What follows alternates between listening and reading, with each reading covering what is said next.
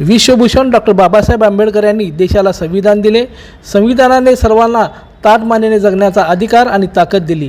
Doctor बाबासाहेबांचे हे ऋण अवघा देश कधीही फेडू शकणार नाही. डॉक्टर आंबेडकरांच्या विचारात जग बदलण्याचे सामर्थ्य आहे, असे प्रतिपादन महाराष्ट्र साहित्य परिषद पुण्याच्या मुख्य कार्यवाह डॉक्टर स्वाती महाळंक यांनी केले. येथील भीम प्रतिष्ठानच्या वतीने विश्वरत्न डॉक्टर बाबासाहेब आंबेडकर यांच्या जयंतीचे औचित्य साधून राज्यस्तरीय पुरस्कार वितरण समारंभ सोलापुरातील शिंदे चौक परिसरातील शिवस्मारक सभागृह येथे मोठ्या थाटात पार पडला. या प्रसंगी त्या बोलत होत्या.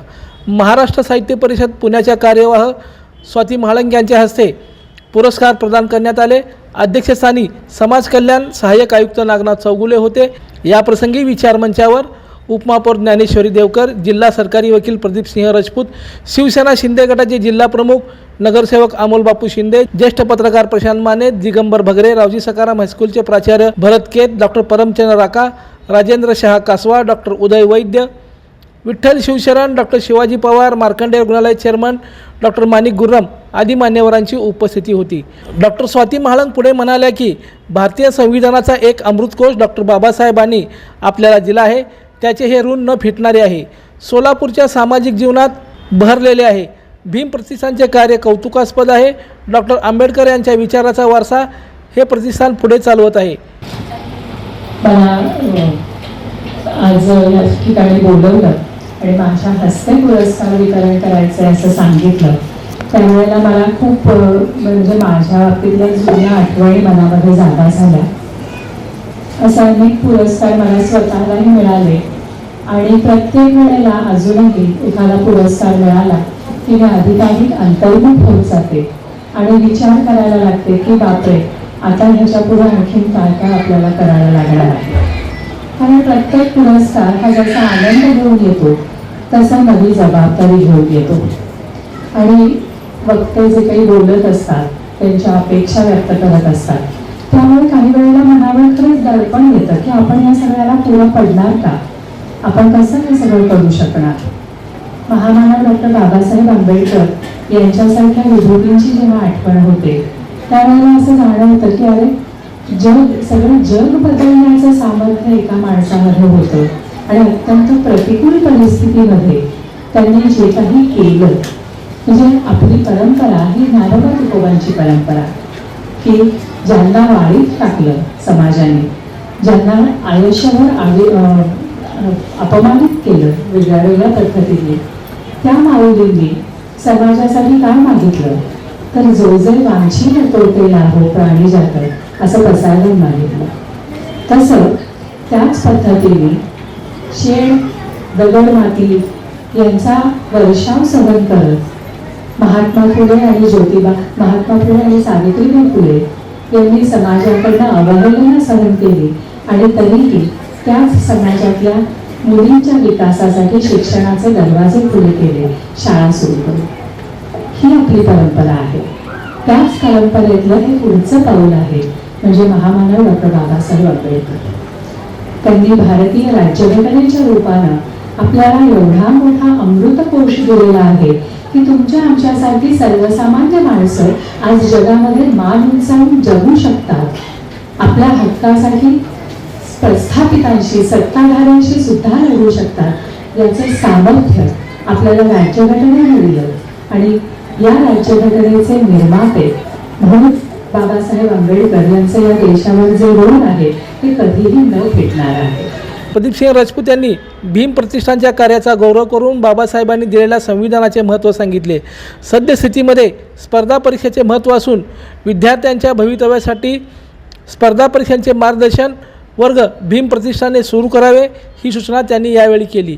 यावेळी महापौर ज्ञानेश्वरी देवकर व नगरसेवक अमोल बापू शिंदे यांच्यासह मान्यवरांची भाषणे झाली. पुरस्कार करताना या ठिकाणी मोठी जबाबदारी आहे की या संस्थेचं नाव आहे भीम प्रतिष्ठान. डॉक्टर बाबासाहेब आंबेडकरांनी शिका, संघटित व्हा आणि संघर्ष करा या त्रिसूत्री वाक्याच्या आधारावर संपूर्ण समाजाचं संघटन करून समाजाला सुशिक्षित करून या ठिकाणी समाजाला या देशामध्ये, या राष्ट्रामध्ये, या जगामध्ये एक वेगळ्या उंचीवर आणून ठेवलेला आहे. म्हणूनच आपल्या भारताचे राष्ट्रपती देखील या ठिकाणी दलित समाजाचा राष्ट्रपती या ठिकाणी झालेला आहे.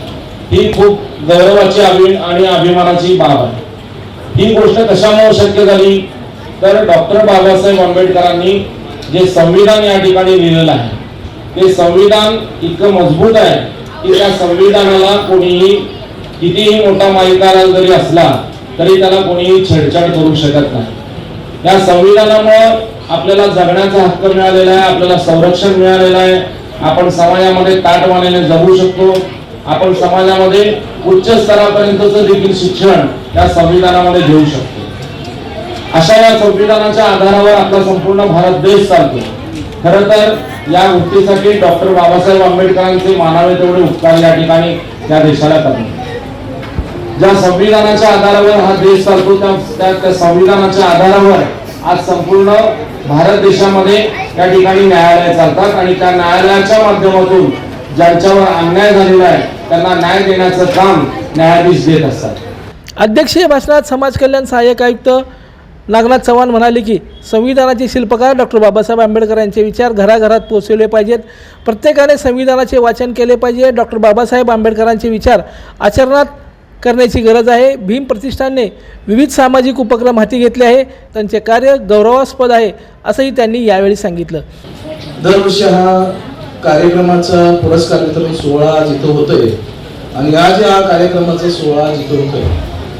खरं तर अनेक वर्षापासून कितीतरी पत्रकारिता असतील, सामाजिक क्षेत्रात काम करणारे असतील किंवा इतर क्षेत्रात काम करणारे सर्व मान्यवरांना हा पुरस्कार आपण देतोय.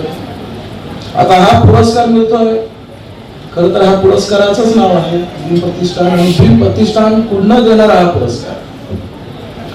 आता मान्यवर सर्वांनी सांगितलेलं आहे बाबासाहेबांचा इतिहास मी काय जास्त बोलणार नाहीये. जेवढं बोलीन तेवढं कमी आहे बाबासाहेबांचा इतिहास. खरं तर एक म्हण आहे, हजारों गुलाम लोगों को गुलाम करके बहुत बादशाह बन गए, लाखों करोड़ों लोगों को गुलाम से मुक्त करके बादशाह एक ही बन गया, वो बादशाह बोलतो डॉक्टर बाबासाहेब. बाबासाहेबांचा इतिहास सांगायची गरज नाही आहे, कारण तिथे सर्वजण बसलोय ते बाबासाहेबांच्या कृपेमुळे आणि बाबासाहेबांनी दिलेल्या संविधानामुळेच आपण बसलेलो आहोत. आज बाबासाहेबांनी तुम्हाला तुमच्या मुठीत किंवा तुमच्या ओंजीत मावणार नाही एवढं भरपूर काही दिलेलं आहे, त्याचं आपण कल्पना करू शकत नाही. आणि त्याचाच उद्देश म्हणून आज व्यासपीठावर बसणारे सर्व मान्यवर, मी असतील, मी कदाचित डेप्युटी कमिशनर संविधानामुळे झालो, सरकार वकील रफूट साहेब संविधानामुळे झालेला आहे, उपमहापौर मॅडम देखील संविधानामुळे झालेला आहे, ते सर्व बसलेले मान्यवर संविधानामुळे झालेले आहे. म्हणजे संविधान हे किती महत्वाचं आहे आणि संविधान हे कदाचित काही जणांना कळालं असते, काही जणांना कळालं नसते. त्यामुळे मॅडमने सांगितलेलं आहे, निवेदिता मॅडमनी, बाबासाहेबांना डोक्यावर घेण्यापेक्षा डोक्यात घेणं महत्वाचं ही गरजेचं आहे. आज आपण पुरस्काराबरोबर आपल्या मुलांना देखील घेऊन आलेला सर्वजण छोटे छोटे मुलं बसलेले आहेत, म्हणजे 10% मुलं तुमच्या सोबत आलेलं आहे. आज तुमचं योगदान हे आहे की बाबासाहेबांचा पाठीमागचा इतिहास, लाखो वर्षाचा इतिहास जर बघितलं, विचार केलं, आपण कल्पनाही करू शकत नाही. आजचा जर इतिहास आपण बघितलं, विचार केलं, तुमचं हृदय, तुमचं डोकं, तुमचं मेंदू कदाचित ही एकदम स्वस्थ आहे. ते कशामुळे आणि कशासाठी आहे हे देखील तितकंच विवरण आचरण करणं गरजेचं आहे. आज आपले पोरं आहेत आपल्यासोबत, बाबासाहेबचं हित आहे. बाबासाहेब कधीच देशविरोधी किंवा देशाच्या विरोधात कधीच काम केलेलं आहे. देश हितासाठीच काम केलेलं आहे, देश प्रेमासाठी काम केलेलं आहे, देशाच्या विकासासाठी काम केलेलं आहे. त्यासाठी आपण आज सर्वजण इथे जमलेलो आहोत. राष्ट्रहित, राष्ट्रप्रेम, देशाचा हित ही प्रत्येकाची जबाबदारी आहे. प्रत्येकाने ही हित लक्षात ठेवून आपल्याला पुढे जायचं आहे. आणि आज जी 14 तारखेला बाबासाहेबांचा जयंती येणार आहे, या बाबासाहेबांच्या जयंतीला आपण बाबासाहेबांचे विचार घराघरापर्यंत पोहोचवण्यासाठी आपण सर्वजण पुढाकार घेणार आहोत. आणि आपले जे आपल्यासोबत पोरं आलेले आहेत त्या पोरांना त्यांचं हित, त्यांचं आरोग्य, त्यांचं भविष्य निर्माण करण्याची जबाबदारी सर्वांची आहे. डॉक्टर साहेबांनी सांगितलेलं आहे, म्हणजे मातेचं आरोग्य जर चांगलं असेल तर नक्कीच त्या मुलाचं आरोग्य चांगलं असणार आहे, तर मुलं पुढे जाणार आहे. सूत्रसंचालन आपल्या खुमासदार वाणीनं प्राध्यापक डॉक्टर अंजना गायकवाड यांनी केले. प्रास्ताविक संस्थापक बाबा बाबरे यांनी केले. स्वागत कार्याध्यक्ष सिद्धांत बाबरे यांनी केले. ॲडव्होकेट विशाल मस्के यांनी सर्वांचे आभार मानले. यावेळी संयोजक अमित बाबरे, प्रतिष्ठानचे अध्यक्ष वीरेंद्र हिंगमिरे, विशाल मस्के, अकबर शेख, सिद्धांत बाबरे, ॲडव्होकेट स्वाती मस्के आदीसह प्रमुख पदाधिकारी उपस्थित होते. यावेळी भीमराव मोरे यांना सामाजिक पुरस्कार, सीमा भंडारी यांना शैक्षणिक पुरस्कार, बलभीम पारखे यांना कामगार पुरस्कार, तर पत्रकारितेमध्ये किरण बनसोडे यांना पुरस्कार देण्यात आले.